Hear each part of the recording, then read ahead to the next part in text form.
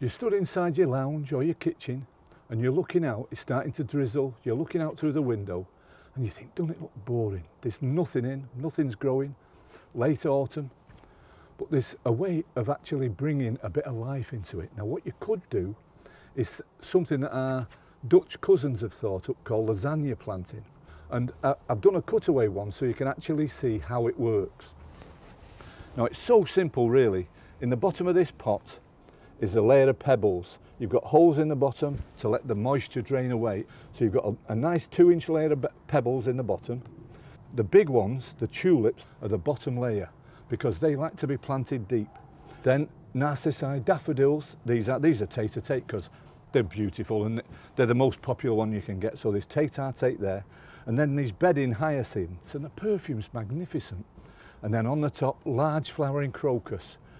I mean, can you picture it? So that boring patio that you're looking at, every month you're going to get another layer of flower. You're going to get crocus, hyacinths, beautiful smell. If you get a nice day, you can go out and smell it. This will be flowering from February, no problem at all. And it really is as simple as can be. Pebbles in the bottom, this is key. Pebbles in the bottom to allow the water to drain away. Put the pebbles and then the compost. Now the compost is a 2-inch layer of compost. A nice 2-inch layer of compost. Just tamp it down, get rid of the air holes. So that's perfect for the first layer. Now the first layer is going to be the tulips. They like to be deep, so that's perfect for them. So a layer of tulips, and I'm going to plant them slightly more apart than you would normally in the border. But bear in mind that these bulbs, which are really good, they're a mixture of colours.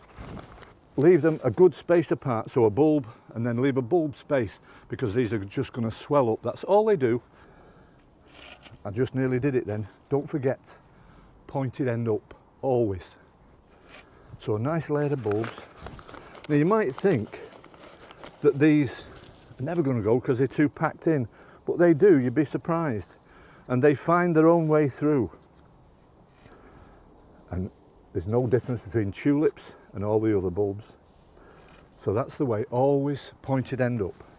So that's tulips, that's the first layer. Then you've got another 2-inch layer of potting compost. So you've got that, break up any big lumps that there are in it. Just tamp it down slightly, so you've got a nice 2-inch layer. Just with your fingers, just take the air pockets out.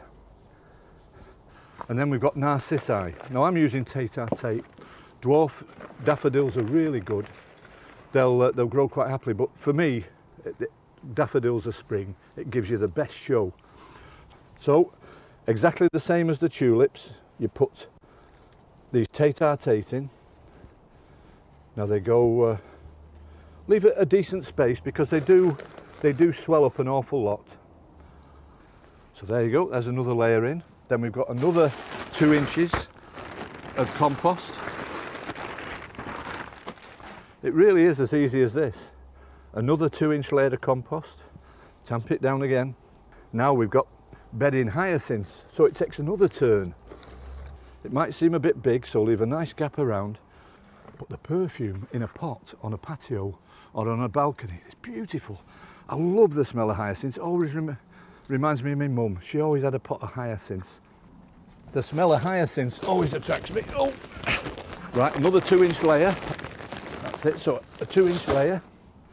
It really is as easy as this. In a matter of minutes, so long as you've got your stuff all to hand, in a matter of minutes you can do it. Spread it around, tamp it down with your fingers. It's as easy as that. And the next thing, large flowering crocus. Now these are the same. Now remember, it's quite difficult to see, but pointed side up. If you look carefully, you can see where the roots are coming out of, and the little point, that's where the flower is going to be. These are large flowering, multicoloured. The display from these is going to fill this. It's going to look absolutely beautiful. Now, I'd put this on the patio, give it a really, really good soak, and then you just leave it alone. It doesn't matter, that'll be perfect. One little trick you could do on this, there's a nice layer of compost there, That's a growing medium. You could put polyanthus, pansies, and you could have instant colour now.